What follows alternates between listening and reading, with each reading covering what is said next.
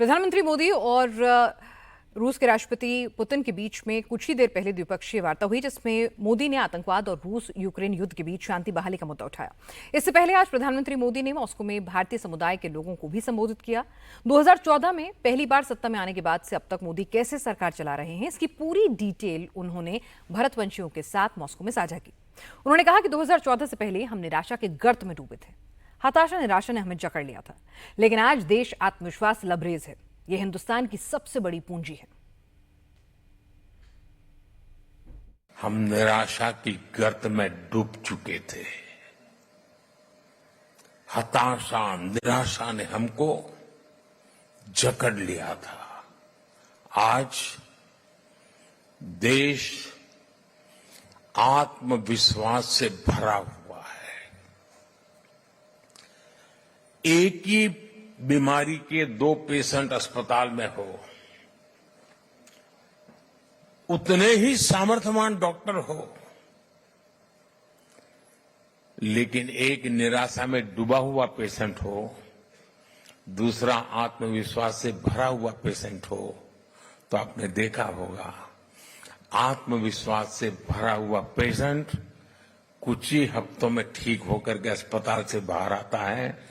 निराशा में डूबा हुआ पेशेंट को किसी और को उठा के लेके जाना पड़ता है। आज देश आत्मविश्वास से भरा हुआ है और ये हिंदुस्तान की सबसे बड़ी पूंजी है। आपने भी हाल में T20 वर्ल्ड कप में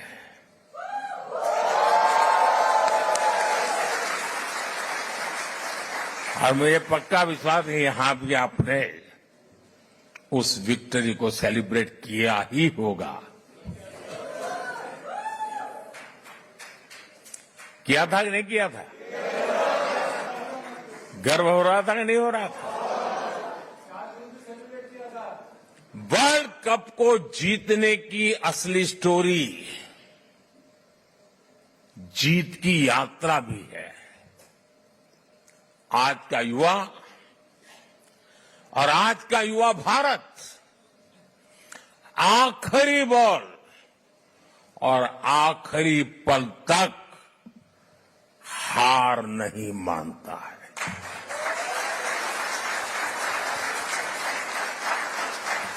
और विजय उन्हीं के चरण चूमती है जो हार मानने को तैयार नहीं हो। प्रधानमंत्री मोदी ने यह भी बताया कि तीसरे टर्म में उनकी प्राथमिकता क्या है, एजेंडा क्या है। पीएम मोदी ने कहा कि तीसरे टर्म में 3 गुनी रफ्तार से काम करूंगा। हमारा टारगेट भारत को विश्व की तीसरी सबसे बड़ी इकोनॉमी बनाना है। साथियों, 60 साल के बाद हिंदुस्तान में कोई सरकार तीसरी बार चुनी जाए, ये अपने आप में बहुत बड़ी बात है। लेकिन इस चुनावों में सबका ध्यान, सारे कैमरा मोदी पर लगे रहे। उसके कारण कई और महत्वपूर्ण घटनाओं की तरफ लोगों का ध्यान नहीं गया। जैसे इस चुनाव के समय 4 राज्यों में भी चुनाव हुए। अरुणाचल प्रदेश, सिक्किम, आंध्र, उड़ीसा। और इन चारों राज्यों में एनडीए क्लीन स्वीप बहुमत के साथ विजयी हुआ।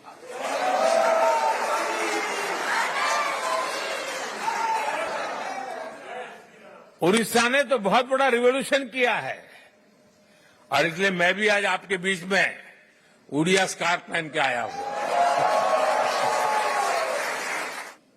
और ये अमर प्रेम की कहानी है दोस्तों।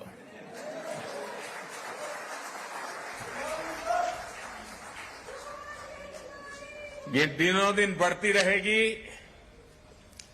सपनों को संकल्प में बदलती रहेगी और हमारे कठोर परिश्रम से हर संकल्प सिद्धि को पार करके रहेगा। इसी विश्वास के साथ मैं फिर एक बार आपका हृदय से बहुत बहुत आभार व्यक्त करता हूं। मेरे साथ बोलिए, भारत माता की, भारत माता की, भारत माता की, वंदे वंदे वंदे मातरम वंदे मातरम वंदे मातरम वंदे मातरम वंदे। मातरम। मोदी ने इंडियन डायस्पोरा के बीच आज की भारत की ताकत गिनाई। स्पेस से लेकर डिजिटल एरिया में कैसे भारत ने तरक्की की है, ये सब भी बताया। आज का भारत जो लक्ष्य ठान लेता है वो पूरा करके ही रहता है।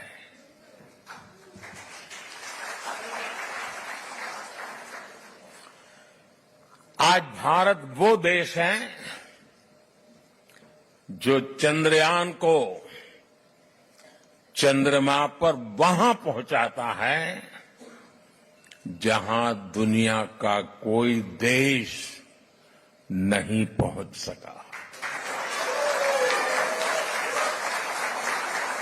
आज भारत वो देश है जो डिजिटल ट्रांजैक्शन का सबसे रिलायबल मॉडल दुनिया को दे रहा है। आज भारत वो देश है जो सोशल सेक्टर की बेहतरीन पॉलिसी से अपने नागरिकों को एम्पावर कर रहा है। आज भारत वो देश है जहां दुनिया का तीसरे सबसे बड़ा स्टार्टअप इकोसिस्टम है। और पीएम मोदी ने कहा कि पिछले 10 सालों से भारत की तरक्की ने दुनिया को हैरान कर दिया है, क्योंकि भारत का कायाकल्प और नवनिर्माण दुनिया साफ साफ देख रही है। पिछले 10 वर्षों में देश ने विकास की जो रफ्तार पकड़ी है उसे देखकर दुनिया हैरान है। दुनिया के लोग जब भारत आते हैं तो कहते हैं भारत बदल रहा है। आप भी आते हैं तो ऐसा ही लगता है ना?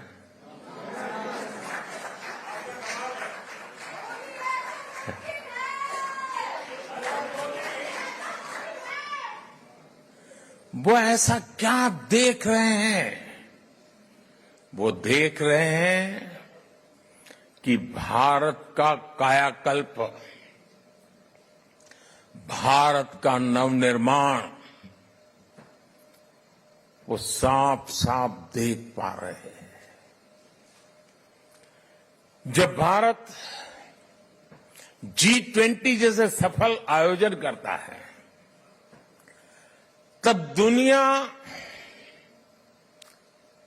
एक स्वर से बोल उठती है, अरे भारत तो बदल रहा है। जब भारत सिर्फ 10 वर्षों में अपने एयरपोर्ट्स की संख्या को बढ़ाकर 2 गुना कर देता है तो दुनिया कहती है वाकई भारत बदल रहा है। जब भारत सिर्फ 10 साल में 40,000 किलोमीटर से ज्यादा,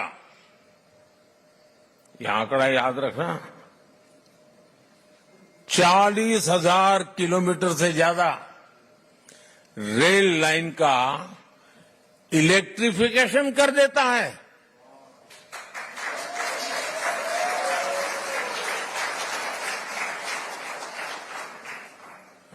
तो दुनिया को भी भारत के पावर का एहसास होता है। उनको लगता है देश बदल रहा है।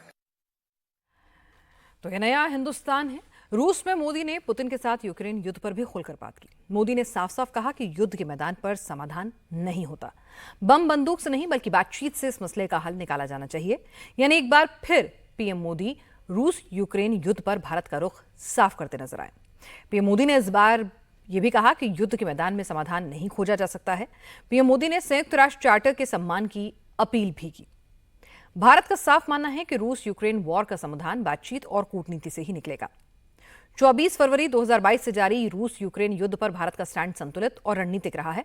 भारत ने रूस की निंदा नहीं की, रूस को युद्ध का जिम्मेदार नहीं ठहराया और रूस के खिलाफ यूएन में वोटिंग से भी दूरी बनाए रखी है। लेकिन पीएम मोदी ने इस बार मॉस्को में पुतिन को शांति का सीधा संदेश दिया। चलिए, इस बीच आपको बता दें कि प्रधानमंत्री नरेंद्र मोदी जो है अपनी यात्रा पर गए थे। पश्चिमी देश जो है टकटकी लगाए बैठे हुए थे, लेकिन इस दौरान रूस यूक्रेन युद्ध जो है वो अपने चरम पर था। एक बार फिर राजधानी कीव को टारगेट करते हुए रूस ने मिसाइल दागी और रूस की एक मिसाइल अस्पताल पर आकर गिरी है, जिसकी आलोचना भी हो रही है, सवाल भी उठ रहे हैं और इसमें बच्चों की भी मौत हुई है। तस्वीर में कीव की इमारतों से उठता हुआ धुआं और अस्पताल में घायलों को देखा जा सकता है। रिपोर्ट्स के मुताबिक अस्पताल पर मिसाइल गिरने से बच्चों की जान भी चली गई है। एक के बाद एक 40 से ज्यादा मिसाइल हमले किए गए हैं और राजधानी कीव को भी निशाना बनाया गया है। इस बीच जमीन पर भी फाइट तेज है, तो मिसाइल हमले तो लगातार हो रहे हैं, ग्राउंड अटैक्स भी जमकर हो रहे हैं। एक वीडियो सामने आया जिसमें यूक्रेन की जमीन पर दौड़ते रूसी टैंकर्स को रॉकेट से निशाना बनाया जा रहा है। रॉकेट के हिट होने के बाद टैंक में आग लग जाती है। रूस ने सोमवार को सिर्फ कीव पर ही नहीं बल्कि यूक्रेन के कई शहरों पर भी मिसाइल हमले बोले। इन हमलों में यूक्रेन के 30 से ज्यादा लोगों की मौत और 200 लोगों के घायल होने की खबर है। दरअसल रूस ने एक साथ यूक्रेन के 5 शहरों को टारगेट किया। किंजल हाइपरसोनिक मिसाइल सहित अलग अलग तरीके की 40 से ज्यादा मिसाइलें दागी गई हैं और यह अटैक तब हुआ है जब नाटो के सम्मेलन में यूक्रेन युद्ध की चर्चा संभव है। तो यूक्रेन में जंग एक बार फिर लग रहा है कि तेज हो रही है, रफ्तार पकड़ रही है। इस बड़े अटैक से रूस ने अपना इरादा साफ कर दिया है कि इस जंग में रूस पीछे हटने वाला नहीं है। रूस के हमले में न सिर्फ कमर्शियल बल्कि आवासीय इलाकों को भी भारी नुकसान पहुंचा है। आपको बता दें कि कई रिहायशी इमारतें, अस्पताल जो हैं उसकी मिसाइलों की जद में आए हैं। कीव में लगातार राहत और बचाव कार्य तेजी से चल रहे हैं। मलबे के नीचे भी लोग फंसे हुए हैं। रूस यूक्रेन युद्ध के 2 साल से ज्यादा बीत चुके हैं, लेकिन जंग जो है वो क्रीमिया पर कब्जे की लड़ाई से लेकर आगे किस तरह से खार्किव और कीव तक भी पहुंच गई है। ये वो इलाके हैं जो बिल्कुल सेंट्रल पॉइंट है, यानी यूक्रेन की राजधानी, और यहां पर भी लगातार मिसाइल हमले हो रहे हैं। इससे पहले मई में भी रूस ने यूक्रेन पर बड़ा हमला बोला था। इस हमले में हैरी पॉटर कैसल नाम की एक मशहूर इमारत तबाह हो गई थी। 865 दिन हो गए हैं इस युद्ध को चलते हुए, लेकिन ये युद्ध खत्म नहीं हो रहा है और सीधे सीधे यूक्रेन जैसे छोटे देश को अगर रूस को खत्म करना होगा तो उससे ज्यादा वक्त नहीं लगेगा। लेकिन सवाल यह है कि रूस ना तो इस युद्ध को खत्म कर रहा है और ना ही थाम रहा है। तो इसके पीछे एक बार फिर से पूरी दुनिया के अंदर 2 ध्रुव जो हैं, जो एक रूस की ताकत कहा जाता था कि कमजोर हो रही है, अमेरिका की इकोनॉमी जो है रूस से पिछड़ रही है। तो ऐसे में अब क्या एक तरह से 2 देशों का जो पोलराइजेशन होता था पावर का वर्ल्ड इक्विलिब्रियम में, क्या वो फिर से उभर रहा है? उधर एक तरफ अमेरिका में नाटो का 75वां शिखर सम्मेलन है, दूसरी तरफ मॉस्को में यूक्रेन जंग के बीच मोदी डिप्लोमेसी भी चल रही है। जाहिर है इस पर पूरी दुनिया की नजरें हैं। अमेरिका चाहता है कि पीएम मोदी यूक्रेन के मुद्दे पर पुतिन से बात करें। पश्चिमी देशों पर रूस भी कह चुका है कि मोदी के दौरे से वो जल रहे हैं। उधर चीन के नजरिए से भी ये मुलाकात अहम है। हाल के दिनों में चीन ने रूस से नजदीकियां बढ़ाने की कोशिश की, लेकिन मोदी और पुतिन की केमिस्ट्री देखकर जिनपिंग की टेंशन भी बढ़ रही होगी। दरअसल मॉस्को में पीएम मोदी और पुतिन की मुलाकात पर अमेरिका तिलमिला गया है। अमेरिका के विदेश विभाग के प्रवक्ता मैथ्यू मिलर ने एक सवाल के जवाब में कहा है कि भारत के रूस के साथ संबंधों को लेकर अमेरिका चिंतित है। हालांकि मिलर ने साफ किया कि भारत अमेरिका का रणनीतिक साझेदार है और अमेरिका और भारत इसे लेकर खुलकर बात करते हैं। लेकिन मोदी के मॉस्को दौरे पर अमेरिका ने कहा कि यूक्रेन युद्ध पर कोई बात करते समय भारत यूक्रेन की संप्रभुता और यूएन चार्टर का भी पूरा ख्याल रखे। हमने पीएम ओरबन की तरह पीएम मोदी को राष्ट्रपति ज़ेलेंस्की से मिलते देखा। हमने सोचा कि ये महत्वपूर्ण कदम है और हम भारत से आग्रह करेंगे, जैसा कि हम किसी भी देश से करते हैं जब वो रूस के साथ जुड़ता है। भारत ये स्पष्ट करे कि यूक्रेन में संघर्ष का कोई भी समाधान ऐसा होना चाहिए जो संयुक्त राष्ट्र चार्टर का सम्मान करता हो, जो यूक्रेन की क्षेत्रीय अखंडता, यूक्रेन की संप्रभुता का सम्मान करता हो। भारत एक रणनीतिक साझेदार है जिसके साथ हम पूर्ण और स्पष्ट बातचीत करते हैं और इसमें रूस के साथ संबंधों के बारे में हमारी चिंताएं भी शामिल हैं। जब भारत पीस, डायलॉग और डिप्लोमेसी की बात कहता है तो पूरी दुनिया सुनती है। जब भी दुनिया पर संकट आता है तो भारत सबसे पहले पहुंचने वाला देश बनता है और भारत दुनिया की उम्मीदों को पूरा करने के लिए कोई कसर नहीं छोड़ेगा। लंबे समय तक दुनिया ने एक इन्फ्लुएंस ओरिएंटेड ग्लोबल ऑर्डर देखा है। आज की दुनिया को इन्फ्लुएंस की नहीं, कॉन्फ्लुएंस की जरूरत है। ये संदेश समागमों और संगमों को पूजने वाले भारत से बेहतर भला कौन समझ सकता है, कौन दे सकता है। मोदी जितनी गर्मजोशी से ज़ेलेंस्की से मिलते हैं, उससे ज्यादा गर्मजोशी पुतिन और मोदी के रिश्तों में दिखी। लेकिन मोदी और पुतिन की इसी केमिस्ट्री को देखकर ज़ेलेंस्की भड़क गए। यूक्रेन के प्रेसिडेंट ने नरेंद्र मोदी के पुतिन से मिलने पर निशाना साधा। ज़ेलेंस्की ने सोशल मीडिया प्लेटफॉर्म एक्स पर लिखा है, दुनिया के सबसे बड़े लोकतंत्र के नेता को मॉस्को में दुनिया के सबसे खूनी अपराधी को गले लगाते देखना एक बड़ी निराशा है। ये रूस के आक्रमण के खिलाफ शांति प्रयासों के लिए भी एक विनाशकारी झटका है।